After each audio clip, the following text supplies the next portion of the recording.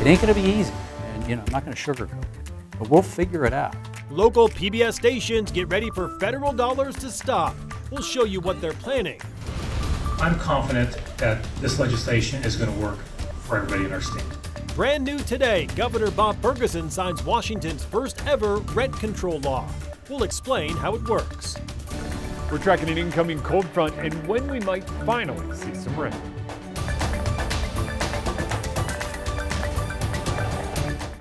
Good evening and thank you for joining us for the KREM 2 Night Report. I'm Mark Hanrahan. Tonight, public radio stations in Spokane are preparing to lose federal money. Last week, President Donald Trump issued an executive order ending funding for NPR and PBS. KREM 2's Connor McAvoy spoke with the staff at Spokane Public Radio about how they are taking the news and what they are doing to prepare. This is KPBX Spokane. Spokane Public Radio is a decades-long national public radio station broadcasting entertainment, music, and local news across the inland Northwest. Their content and what they provide across their airways is Program Director Doug Nadvornik's baby. One of the nice things about it is I have the ability to determine what stories we cover. If I think something is important, we can put a little more time into it. We can put a little more effort into it. It's an effort Nadvornik says presents challenges in their funding. President Donald Trump signed an executive order eliminating federal funding for both national public radio and public service broadcasting. Since 1967, those taxpayer dollars were distributed to hundreds of public radio stations across the country through the Corporation of Public Broadcasting. For Spokane Public Radio, that's $250,000 or 10% of their overall budget. We are looking at replacing that 10% of our budget in other ways and just tightening our belts a little bit. President and General Manager John Decker says the announcement of the funding loss didn't come as a surprise. Right now, he says he's reviewing their budget to find any ways they can save money that don't affect the amount of content they broadcast or the staff that creates it. We've got a plan in place that is going to make sure that we emerge out of this fiscal year into next fiscal year, that we emerge through this very complicated process in one piece. And Decker says a part of that plan is potentially growing their operation in both the news and the arts they broadcast with their community partners. I see an opportunity for us to grow.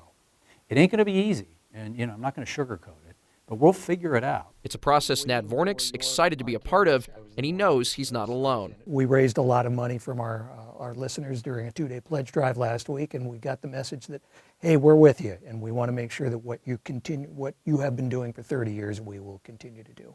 Connor McAvoy. Stay tuned right here to Spokane Public Radio. KREM 2 News. KREM 2 also reached out to our local PBS station. KSPS was just announced the cancellation of their free summer camp for kids. We have not yet heard back from them.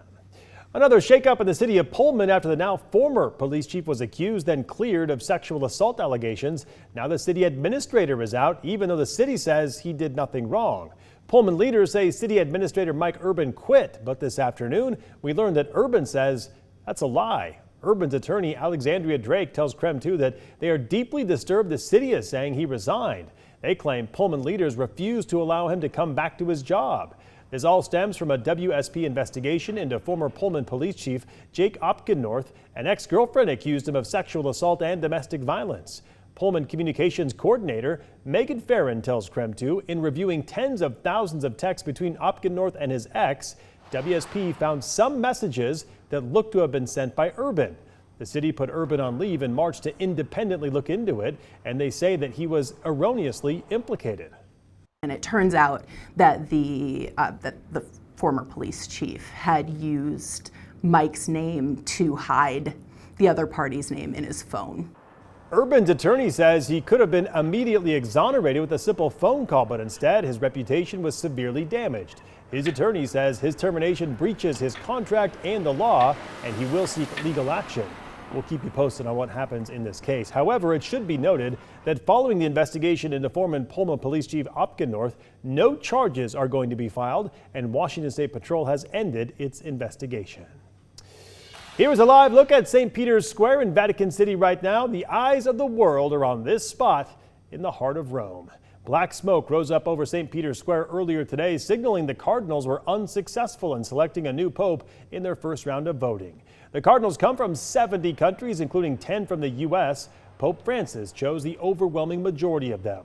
A new CBS News poll shows that more than a third of U.S. Catholics hope the next pontiff will be more conservative than Pope Francis, while 21% want someone more progressive. The Cardinals will keep casting ballots until they reach a 2/3 consensus, and when that happens, white smoke will pour out of the chimney on top of the Sistine Chapel, signaling a new pope is chosen. All right, let's talk weather on this Wednesday after a beautiful day with highs up in the 70s. A cold front is moving in. Let's get outside right now to Chief Meteorologist Jeremy the Goo for what we can expect with that. Jeremy? Mark, we're still ahead of that frontal boundary, and it is warm. Temperatures in the upper 60s still this late at night.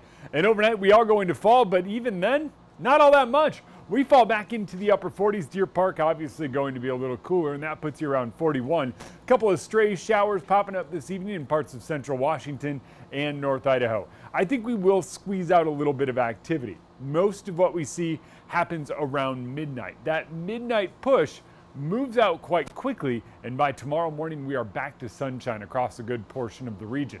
Sunshine and then a mix of clouds and sun. That's all you can expect for the rest of the week. It is shaping up to be beautiful. Even as we head into the weekend, things stay dry and sunny. 67 on Thursday, 77 on Friday, and 76 on Saturday. We will see increasing cloud cover each day. Tomorrow, sunny. Sunny but a little cooler. 77 on Friday is quite warm, and 76 on Saturday comes with partly cloudy skies ahead of a cloudier Mother's Day. We're going to talk Mother's Day and why I think it stays dry despite another storm moving in. All of that in your full forecast. We'll talk to you then, Jeremy. Thank you very much. In other news, Governor Bob Ferguson signed Washington's first ever rent control law today. Supporters call it a lifeline, but critics warn it could make the state's housing crisis even worse. Bridget Chavez with our sister station in Seattle breaks down what this means for both renters and landlords. The new law puts a lid on how much landlords can raise rent each year. Supporters say this is long overdue, but critics warn that it'll do more harm than good. It's really an honor to sign this important legislation into law. With his signature, Governor Bob Ferguson officially made rent control the law of the land in Washington. If you have a crisis, you need to act like there's a crisis.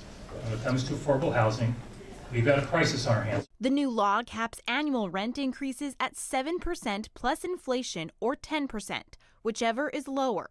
It also puts a 5% cap on mobile and manufactured home rents. This is really an anti-gouging policy that prevents and prohibits some of the most excessive kinds of rent increases. State Senator Emily Alvarado helped lead the charge to get this bill across the finish line. This law is a good beginning.